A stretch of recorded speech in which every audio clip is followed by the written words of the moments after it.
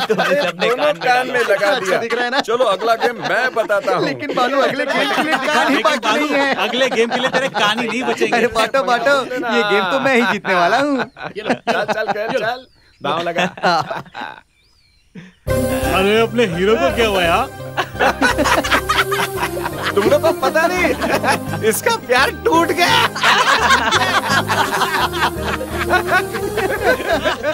बालू, मैं उसे भूल नहीं पा रहा हूँ यार। अरे तो ये तुम्हारा प्रॉब्लम है। तुम उसे भूलना चाहते हो जाएगा। 10 रुपए तो दो। अरे 10 रुपए क्यों मांग रहे हैं? तुम्हारा प्यार टूट गया है ना। ये पैसे तुम 10 रुपए दो। खरीदने के लिए रखे हैं। अरे दो ना यार। अरे क्या अभी कैसा? हाँ ये ले भाई। अरे इसने 5 ही रुपए दिए, 10 रुपए दो ना कोई। इसकी तो हाँ अरे दो ना। हाँ इस बेकारी को। हाँ देखा दिया ना। हाँ चलो थैंक यू। चलो मैं निकलता हूँ। तो मेरे पैसे छोड़ ना। दूध लेना है। आज के दिन पानी पी ले। चल सारे पैसे मैं ले गया। निकलता हूँ। दूध लेना है। अरे चल रुको ना। निकलता हूँ।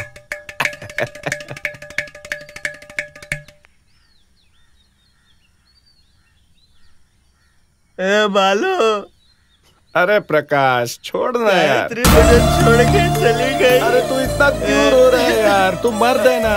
फिर ऐसे मर्द रोते हैं क्या कोई?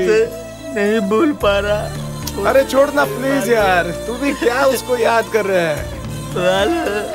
उसको तेरे सहारे की जरूरत होनी चाहिए और तू उल्टा रो रहा है। क्या यार प्रकाश, ऐसा मत कर। अरे प्रकाश तू क्यों उदास हो रहा है यार? जो चाहा अगर नहीं भी मिला फिर भी दोस्त अपने साथ ही रहेंगे, और बाद में ये सारी बुरी आदतें जिंदगी भर हमारा पीछा नहीं छोड़ेंगी।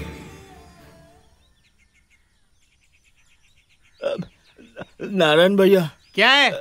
एक गिलास पानी दो ना। तू फिर से आ गया? नहीं तो गरम चाय तेरे मुंह पे फेंक दूंगा।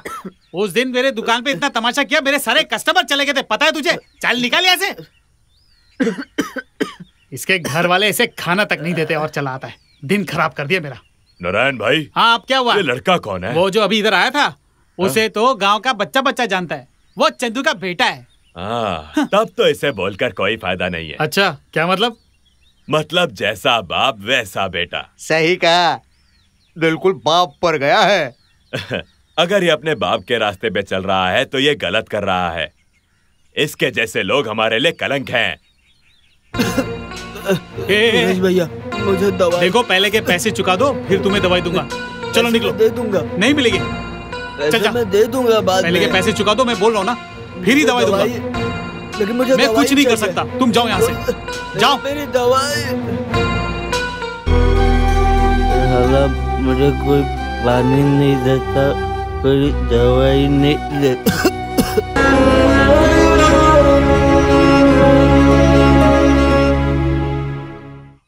अगर आप सोचते हैं दोस्तों कि कल क्या होगा, तो आप वर्तमान में नहीं जी रहे हो।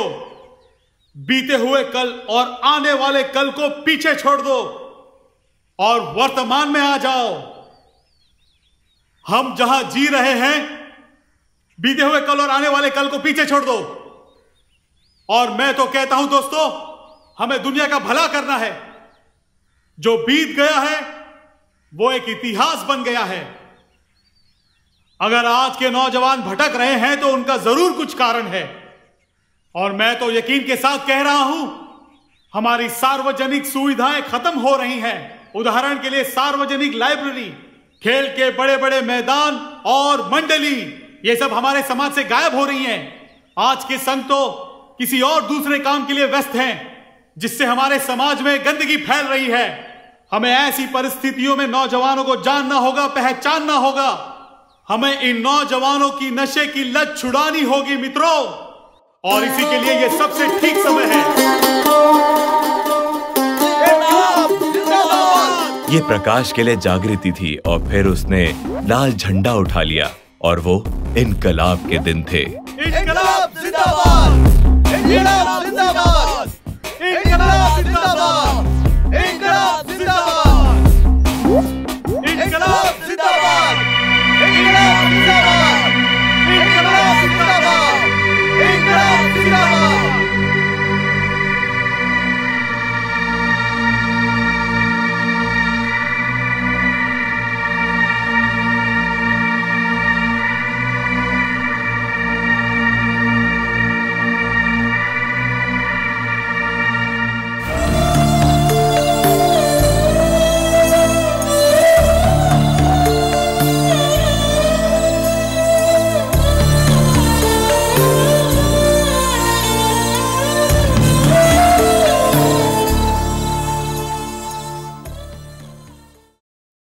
जीवन के सामाजिक आंदोलन के जरिए, साहित्य के जरिए वो काफी कुछ समझने लगा।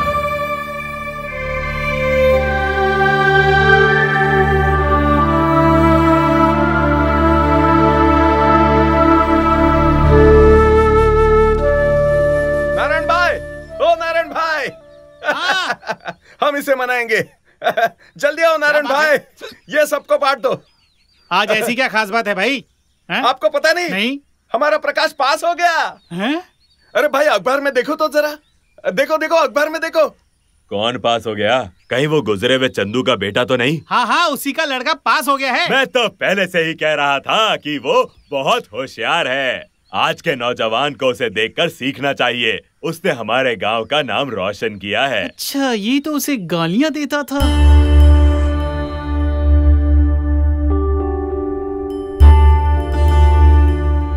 कहानी इधर खत्म होती है।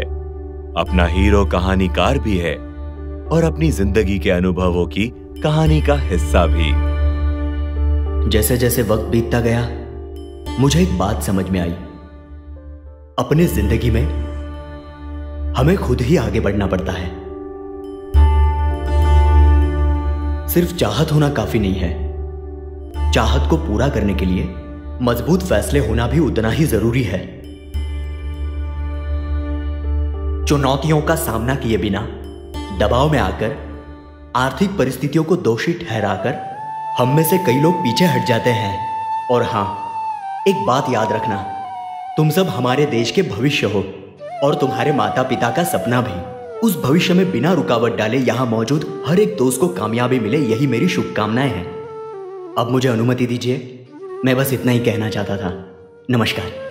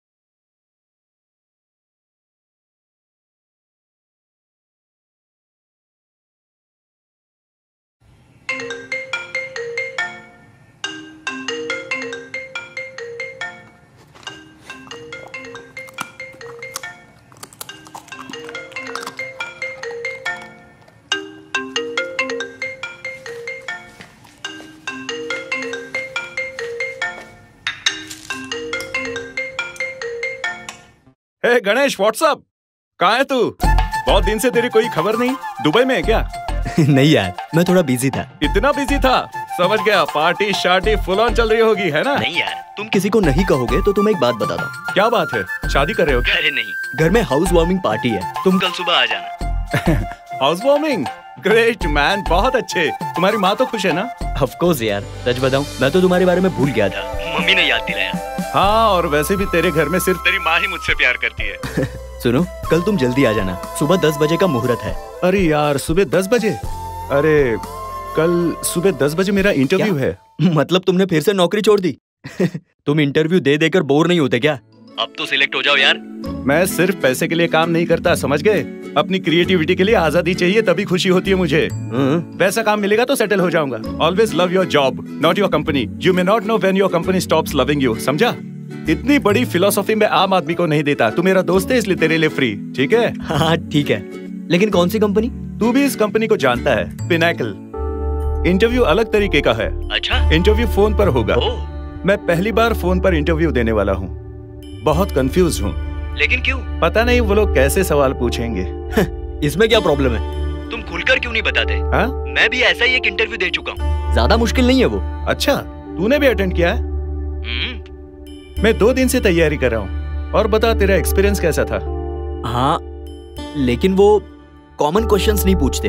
फिर? और इसका जवाब तुम्हें गूगल में भी नहीं मिलेगा। अच्छा? तेरा पेशेंस, तेरी आदतें, तेरा कॉमन सेंस, ये सब तुझे जाने बिना ही वो पता कर लेंगे। कुछ एटीट्यूड टेस्ट जैसा ही होता है। अच्छा, तुझे कैसे सवाल पूछे थे? एक एग्जाम्पल तो बताओ। एग्जाम्पल के तौर पर देखो, उनके सवालों का टाइम लिमिट होता है। मैंने तो उटपटांग जवाब दे दिया था। इंटरव्यू होने के बाद मुझे एक भी सवाल याद नहीं था। हाँ, मगर एक बात समझ गया, वो जानना चाहते हैं हम कैसे रिएक्ट होते हैं। फिर भी एक सवाल तो याद होगा ना? अगर बहुत जरूरी है तो बताता हूँ।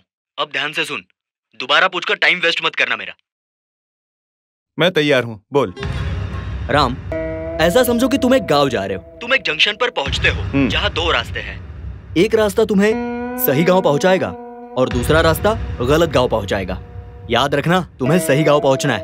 ओके? ओके। दोनों गांव वालों की अजीब आदत है। जिस गांव में तुम्हें जाना है वो गांव वाले सिर्फ सच बोलते हैं और गलत गांव वाले हमेशा झूठ बोलते हैं। जंक्शन पर पहुंचकर तुम एक अनजान व्यक्ति से मिलते हो। अब तुम्हें पता करना है कि वो किस गांव का है। मेरा मतलब है, वो अजनबी सच कहने वाला है या झूठ कहने वाला है, ये हमें नहीं पता। याद रहे, सिर्फ एक ही सवाल पूछ सकते हो और उसके सवाल का जवाब तुम्हें सही गांव पहुंचा सकता है। पता नहीं तुम ये कर पाओगे या नहीं। तो ये बताओ, सवाल क्या करोगे यार? लेकिन ये कैसे पता चलेगा कि वो अजनबी सच बोल रहा है झूठ बोल रहा है? वही तो तुम्हें पता लगाना है दोस्त। उस इंटरव्यू में ऐसे ही सवाल पूछते हैं। तूने मुझे टेंशन देने के लिए फोन किया क्या? है? वो तू सोच। इंटरव्यू होने के बाद आ जाना, हम लोग वेट करेंगे। Okay? Okay. All the best. Thanks यार, बाय।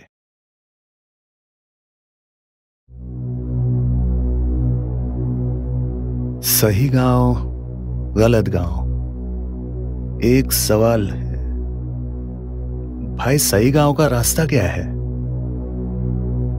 अगर उसने झूठ बोला तो और कुछ पूछना पड़ेगा। जूली, क्या तुम सही गांव से हो या फिर गलत गांव से हो? हाँ?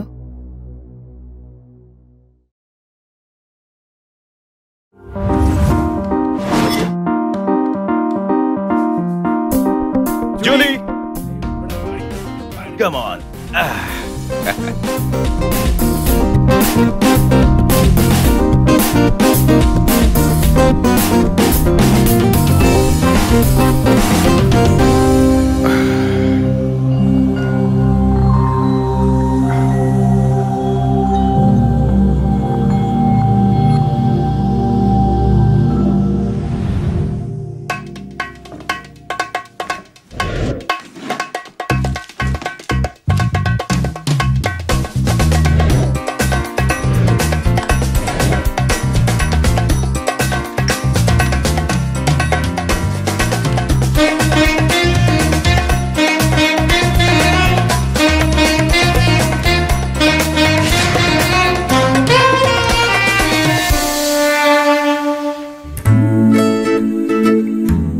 ज्यादातर फिल्में थिंकर्स को इंट्रोड्यूस करने के लिए दिखाते हैं। मैंने तो ये नेट पर भी सर्च कर लिया है। अगर कोई 8 एल्गोरिथम सीखते हैं तो ये कर सकता है, और ये सब यूट्यूब में है। हंस क्यों रहे हो? जान, ज्यादा वक्त बर्बाद करके ये काम करने से कोई होशियार नहीं होता। जल्दी और कम समय में आंख, उंगलियां और दिमाग एक साथ इस्तेमाल करके जो काम कर सकता है उसे होशियार कहते हैं। अगर कोई डाउट है तो आजमा लो। तुम 100 गिनने तक मैं सॉल्व कर दूंगा। अच्छा? हाँ। ठीक है, तो करके दिखाओ। ये लो। गिनती शुरू करो। 1 2 3 4 5 6 7 8 9 10 11 12 13 14 92 93, 94, 95, 96, 97, 98, 99 and 100। 100। हाँ। अच्छा ठीक है, ये तो तुमने सॉल्व कर दिया। मेरे पिताजी को मना के दिखाओ, उसके लिए तुम्हें किसी अच्छी जगह पर जॉब करनी होगी। हंस लो हंस लो, मेरे पिताजी मैट्रिमोनी साइट पर लड़के ढूंढ रहे हैं। राम, कल जो तुम इंटरव्यू दोगे उसे तुम्हें पास करना ही है। तुम मेरे पिताजी को जानते हो ना, ही इज वेरी प्रैक्टिकल, और मैं भी एक हद तक। राम, कभी तो सीरियस हो जाओ। जानू, हमारी जिंदगी इस क्यूब के जैसी है जिसका हल ढूंढने में वक्त लगता है। कुछ एल्गोरिदम ऐसे भी हैं जो हमें अभी तक नहीं मिले। वो वक्त हमें देगा। कम समय में सॉल्व करने से कोई जिंदगी में फर्स्ट नहीं होता। प्यार और स्नेह के साथ हम सबकी जिंदगी रंगीन बन जाती है। राम, क्या हो गया है तुम्हें? तुम्ही ने कहा था सीरियस होने को। अरे मेरी जान, I am very much confident about my career, life